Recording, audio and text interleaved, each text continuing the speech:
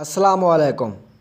آج کے اس لیسن میں ہم سیکھیں گے کہ اسپینش میں اُنا، اُنوس، اُناس کا استعمال کیسے اور کیوں کیا جاتا ہے۔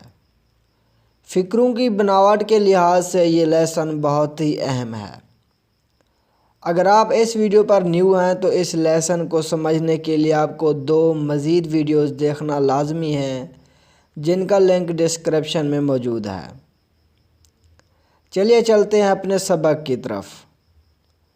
اسپینش میں ان اور اونا کا مطلب ہے ایک، یعنی ان کا استعمال انگلش کے اے اور این کے جیسا ہے، جبکہ اونوس اور اوناس کا مطلب ہے کچھ، جسے انگلش میں سم کہا جاتا ہے۔ ان اور اونوس دونوں استعمال ہوں گے مذکر اسم کے ساتھ، یعنی میسکولن کے ساتھ، مگر ان استعمال ہوگا واحد مذکر کے ساتھ، جبکہ اونوس استعمال ہوگا جمع مذکر کے ساتھ، جیسے un brazo an arm ایک بازو، un gato ایک کیٹ ایک بلی، un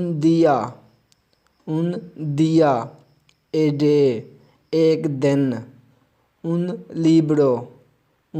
libro اے بک ایک کتاب۔ اب آتے ہیں جمع مذکر کی مثالوں کی طرف۔ unos animales some animals کچھ جانور، unos papeles some papers کچھ کاغذات۔ یقیناً آپ کو اب سمجھ آ گیا ہوگا کہ ہم نے واحد مذکر ناؤنز کے ساتھ ان، جبکہ جمع مذکر ناؤنز کے ساتھ اونوس کا استعمال کیا ہے۔ اب آتے ہیں اونا اور اوناس کی طرف۔ اونا اور اوناس دونوں استعمال ہوں گے مؤنث اسم یعنی فیمینائن کے ساتھ، مگر اونا استعمال ہوگا واحد مؤنث کے ساتھ، جبکہ اوناس استعمال ہوگا جمع مؤنث کے ساتھ، جیسے una alerta an alert ایک انتباہ، una niña ایک گرل ایک لڑکی، una canción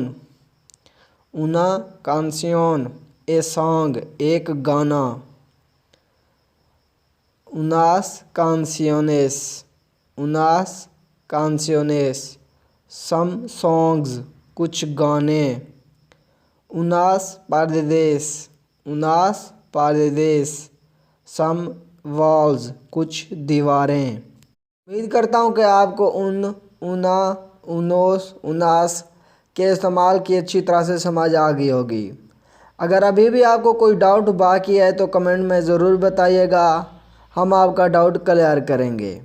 اگر ویڈیو پسند آئے تو اسے لائک ضرور کر دیجیے گا، اگر چینل پر نیو ہے تو چینل کو بھی سبسکرائب ضرور کر دیجیے گا۔ ملتے ہیں اگلے ایک لیسن میں، تب تک اللہ حافظ۔